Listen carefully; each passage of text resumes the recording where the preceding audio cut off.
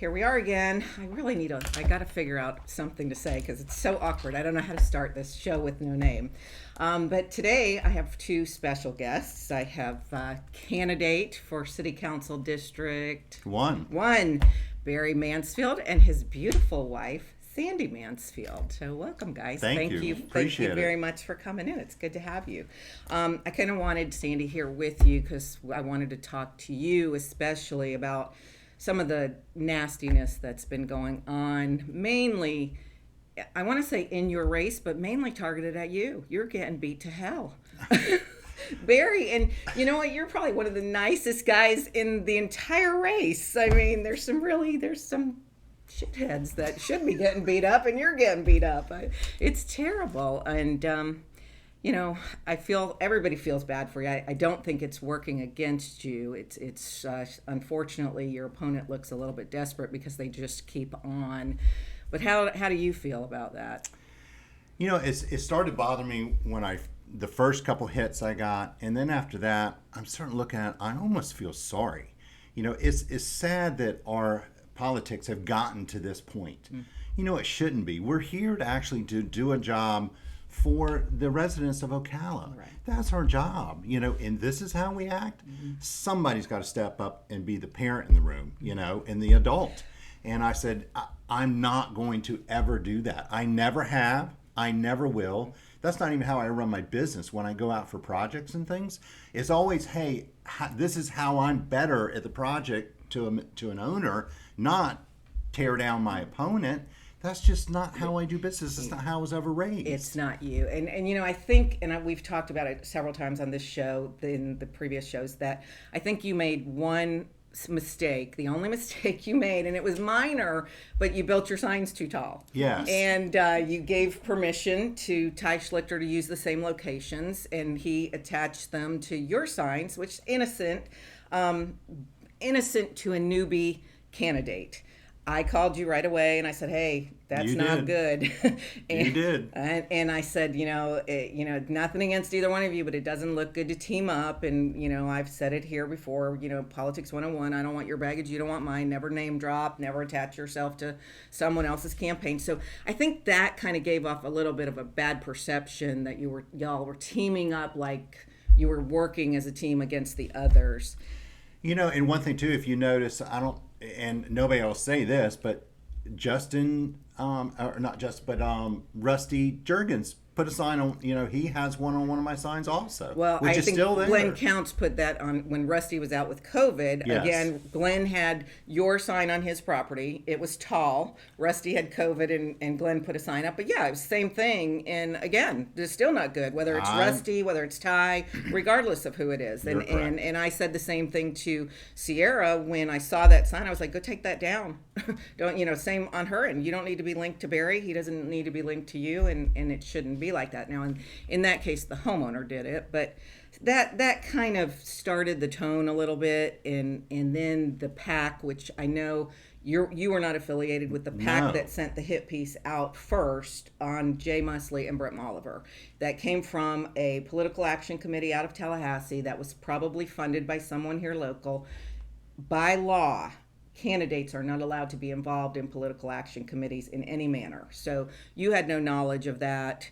They teamed all of y'all up, and Jay Mosley was on the show the other day, and we talked about this. And I really, my personal belief as a consultant, and I've been doing this almost 30 years, it hurt all four of you.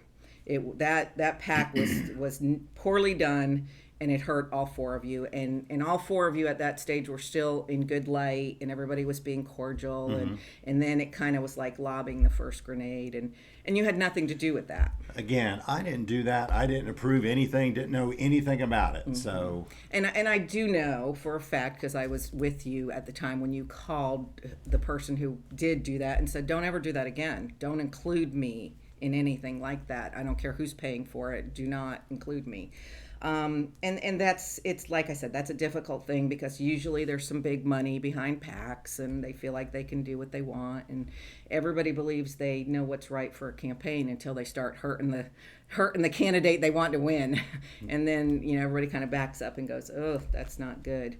But Sandy, you and I have been friends a long time, and the reason why I have Sandy here is because we were at an event the other night and she was very upset. And it was both Mayor Gwynn's wife, Sandra, and I that were trying to say, unfortunately, this is part of it. But it was very difficult for you and your sons. I know Cody was very upset. Tell us how it made you feel. Well, I've known Mr. Molliver, or the Mollivers, all my life, and to see him call, or whoever is behind that, call him corrupt, a liar, trying to take over the city, and knowing that it hurts my kids, and it's very, and I've never done this before, neither has Barry, and it was just very, very disheartening. Yeah. Very. And none of it's true.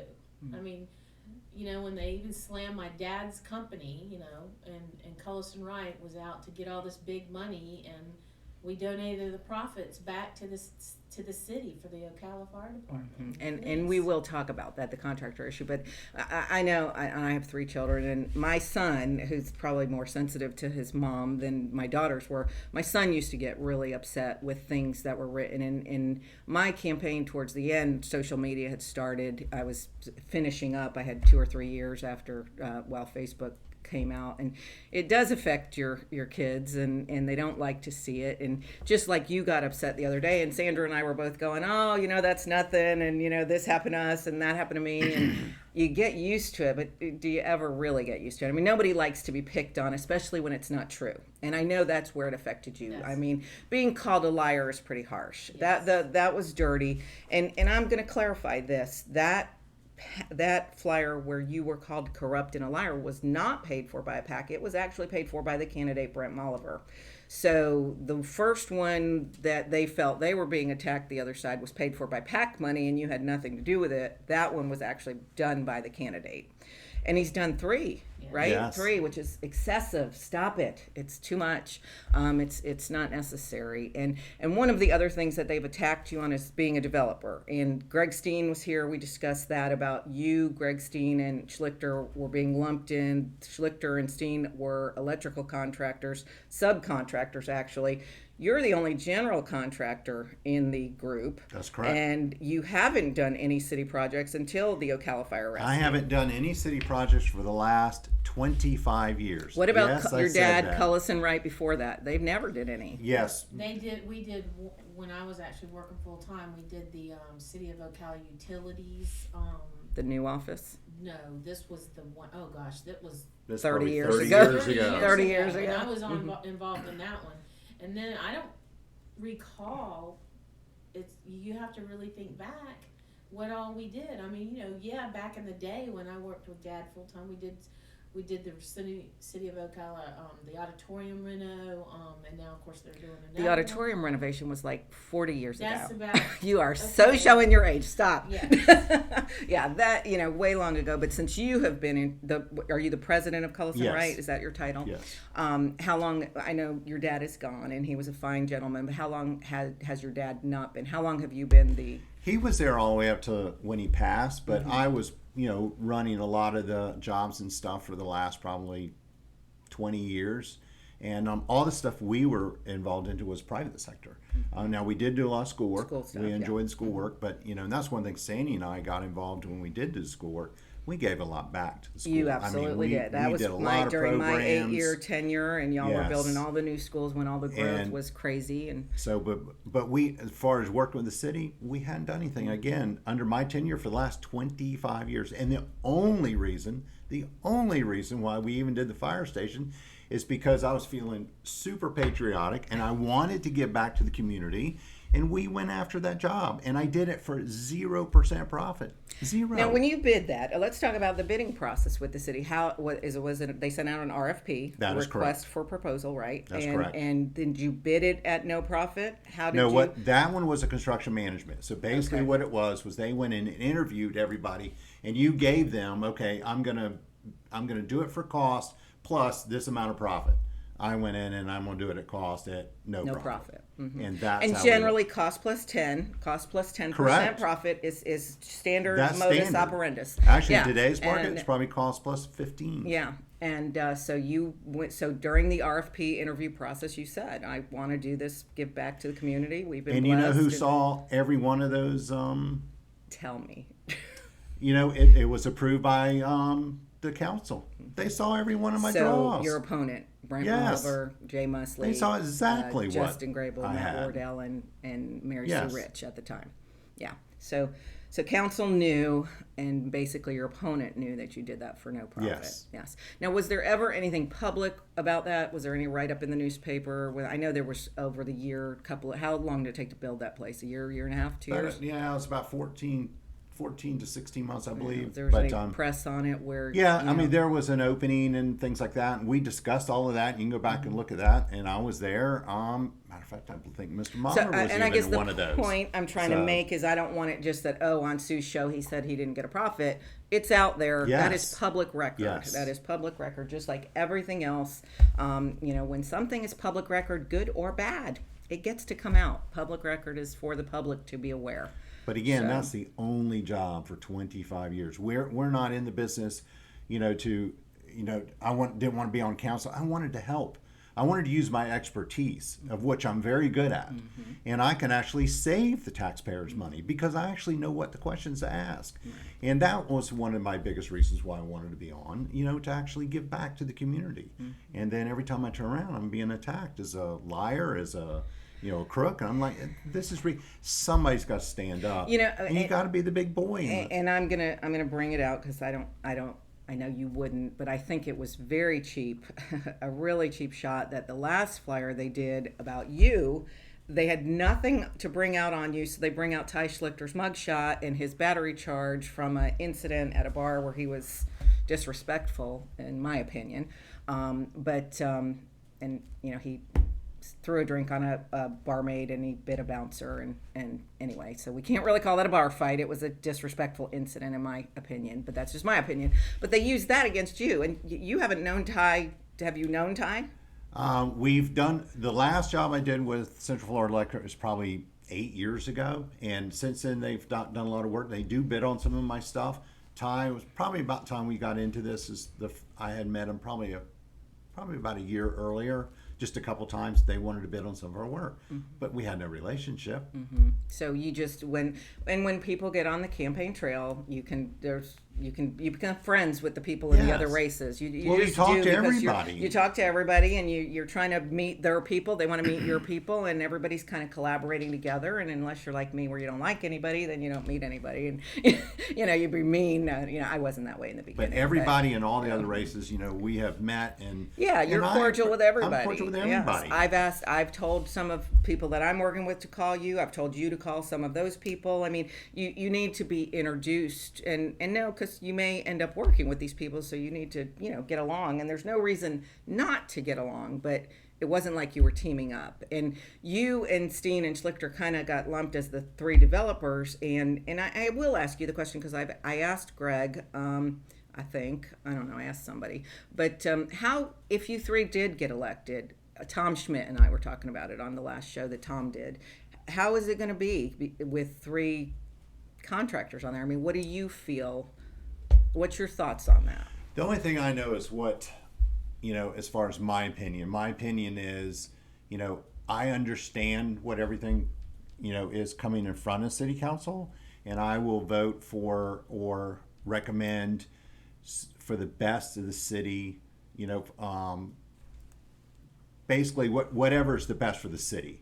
Again, I don't do business with Greg. I don't do business, with Ty that much. And I would hope that they would do the same thing, and I think they would. Again, I've met them, and they're. That's the answer, and that's kind of where Tom and I had. If you can be open-minded enough and not look at it from strictly a contractor's approach, and I know you can, and I say that because you did. Barry was part of the company that built a lot of schools while I was on the school board, and that was something that also had to be addressed because you had to deal with our school board issues, Yes. which were non-construction related, and you were very open-minded to different things. I mean, I was the worst. Remember, I didn't want concrete band shells, and I didn't want, all these large atriums and different things. And you had to accommodate, board members, because there were 2 board members that did want all that. And I was going, no, I don't think we need to spend the money, So as a contractor, you're going, okay, ping pong, who's going to win? So you looked at it from, you get that. I try to look at it from everybody's perspective. Mr. Go ahead.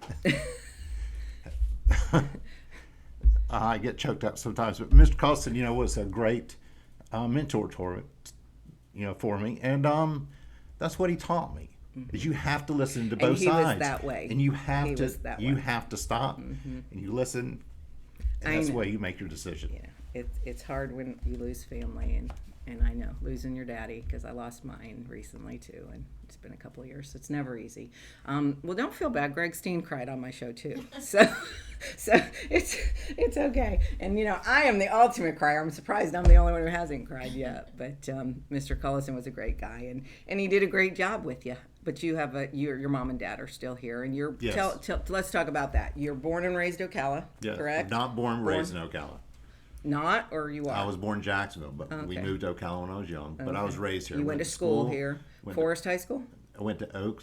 Oh, you were OCA. I'm OCA till 8th grade. I went to Forest, but I went OCA till 8th. Then went to Forest and graduated Forest. And then went off to a Christian school in Longview, Texas, Laterno University.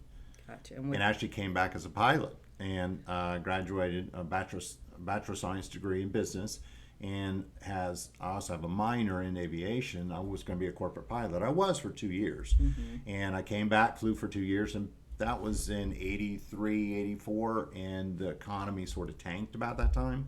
So everybody was getting rid of their corporate aircraft. So I had to get a job, and I worked for my dad just for a few years, brief time, and then I started working for Mr. Coulson.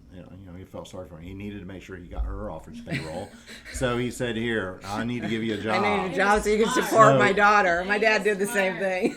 So I started working for him. But he started me in the field. I didn't go in the office. Right. I started in the field. I was running the steel crew. I ran the steel crew, then the concrete crew. That's back when contractors actually did their own work. And we're still capable of that, even today. But anyhow, so I ran all those crews and then eventually started running jobs. I was in the field. I didn't come in the office till probably maybe 10 years ago. I was in the field running all this stuff. Doing construction management. Yes, doing construction management. Which is critical. People don't understand how critical construction management knowledge is, with these government projects. Exactly. And that's a whole, we could talk about that for weeks, and people still wouldn't understand the gravity of that level of knowledge. And I mean, I know that from the school system and everything that we had to do with construction management. You touched on something, and this was very important, and we're going to get off the negative and talk about some of the positives and what you can bring to the table. And when we had lunch to discuss your campaign early on, we were at my favorite place, Longhorn, and I walked in, and my buddy from high school, Sandy McBride, was in there, and he was complaining to you about an issue that needed to be taken care of at the airport, at the Ocala airport, which I wasn't aware of, that we lost our customs agents at the Ocala airport. Yes. And it caused a hardship for all pilots, not just commercial pilots or what do you call just amateur guys like you guys, the party people, the party pilots, I don't know what you call them, but people that travel, and they have to stop in Miami to go through customs before they can come back to Ocala, and it's costly to everybody. And you had a really good feel for that. So yes, talk to me about that. Well, being a corporate pilot, aviation is my passion. Actually, I was out flying yesterday, and I was at a client's house, and what we're talking about is we had customs here. The council let it go. I'm not sure who was on the council at the time. Y'all could go check the history, check the voting record of who got rid of custom agents at the Ocala airport, because it ended up costing a lot of money when they got rid of them. Basically what it is we call it the WIC effect. Okay, so basically everybody keeps talking about the World Equestrian Center. Okay, but those guys are rolling in their corporate jets. They're here every day, day in, day out. And one of the things that what we were talking about is the customs is if they come in from out of the country, like if they go to the Bahamas or Bahama House or Jamaica or wherever they're going out of the country, they have to stop at a customs. Well, for a jet, especially a large one, Bombardier or some of the bigger ones, Cessnas, the big Citations, When they roll in, they've got to stop in somewhere along the coast. Now, there is one in Leesburg. Leesburg picked it up. They were smart enough. They were smart. Because they Because have of the Morrises in the who villages. fly Those in guys and weren't out all the playing. time. So they actually, they don't have to stop anywhere. Well, right now, to come in Ocala, you've got to, even though it's a 30-minute jaunt, on a jet, they got to stop in Miami or stop somewhere in Fort Lauderdale along the coast, go through customs, take that time, then crank it back up, and then come to Ocala. That costs them a lot of money. We have an opportunity now with private aviation. It's not we don't need a carrier in here, and I think one day we will be big enough for a carrier, but right now we have private aviation comes in here daily. That's one of my biggest pushes is we need to get out there and actually hone in on some of the aviation groups and bring them in to have service centers, which brings in high-paying jobs. I mean, the aviation industry is blowing up right now. They need pilots. They need, engineers. They need people who actually can work on the aircraft. Avionics, everything. And see, an aircraft is not like a car. You don't drive it till it falls apart.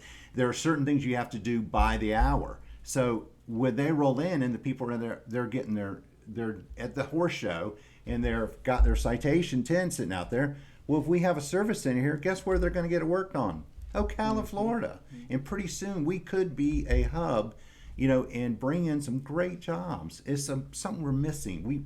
We've lost focus. We really need to focus on that. Now here, I want to make a point because you just went off and that was great and look Sorry. at your knowledge. No, it proved that you're not just a contractor. And part of one of the reasons why I wanted to do shows like this is so the regular person could understand politics better, so we could start informing the uninformed voter who always votes, but they're not sure why they vote. And just to have casual conversation. This would never come up in a forum. You wouldn't have the opportunity to be passionate or cry about your father-in-law or any of that to see who you really are. And it's come out so far with just about everybody I've interviewed. And I originally said I wasn't going to let anybody come here and be interviewed, because of where it is. And but that's a great point. So the whole contractor argument is out the window because you just did something, what you just said, that few people have knowledge of, but that's going to bring jobs. It's going to bring revenue. It's going to help the World Equestrian Center, which we've bent over backwards, city and county, to bring that here for everything that it's going to do for our county. So, that was so outside of a contractor's mentality, So, Barry, I don't like for these to go too long because I don't know how to load them to YouTube because I'm inept. But you've really showed who you really are. And I hope that anybody watching understands that the negative attacks on Barry are very unjust. And I'm not just doing that because I think Brent Molliver is a wonderful guy. We were related by marriage. His wife, Frances, is a lovely lady. They're wonderful people, but you just need to see the difference in who the candidates are. And the negative attack wasn't necessary on this candidate. It really wasn't. And you and Brent could have had a very cordial campaign and should have. I said it the other day. A lot of these campaigns are fought behind the scenes by the consultants, and sometimes we don't do the right thing. And I kind of think Brent might have been led down a bad path and shouldn't have done that. We've had, Jim Hilty and Greg Steen are a great example. They're running a very nice, cordial campaign. You wanted there was no reason. That was what you wanted, and you're the kind of guy that would have done that. So there's no reason for any further retaliation, but hopefully maybe the people, they'll make their choices adequately. And I just felt like you were being treated unfairly, and I'm not trying to be partial. I'm not. I just, fair is fair, and what happened to you was unfair, and your family didn't deserve that, and nobody really does. I mean, if you did something, 20 years ago and it needed to come out, it needed to come out if you did something bad, but nobody's found anything in your closet. It's unlike mine and Tom's closet where we were talking about how, just come on in and browse, pick something. There's plenty in there. But your closet's kind of empty, both of you. Yeah. Both of you. Sanya, we were, just celebrated our 35th wedding anniversary. Aw, that's So sweet. we got 2 great kids, and Yeah. I know, you're just kind of ho-hum, really. Really Y'all are kind of boring. sorry. I'll call you, I'll call it like I see it. But, you guys were great. And thank you for joining us. I'm glad Thanks, you Sue, did. for And asking. thank you for you. I having appreciate me. it, Sue. And as I close it out, because it takes me a few minutes, you go ahead and give your last little pitch about why they should vote for you. So I've let everybody do that, so you do that as well.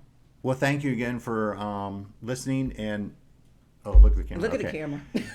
Thank you again for listening, and I really appreciate everybody looking into what you're voting for. It's super important this voting time, and I'm running for District 1, and I want you to vote for me. I will lead Ocala to a different place. I will lead it to a good place. I will make good, smart decisions, and I care about Ocala. I want to see Ocala grow, but I want to see it grow responsibly. I don't necessarily want a gas station on every corner, and I want smart decisions, and that's what I bring to the table. I'm actually, like Sue said, I actually know a little bit more than just construction, and I bring all of that to the table, and I want to give good leadership. Thank you again, and Barry Mansfield, District 1. Okay, Barry and Sandy Mansfield, thank you so much for joining me today. Thank you, everybody who watched. We appreciate it, and stay tuned for the next show. I don't know what it'll be, but we'll have another.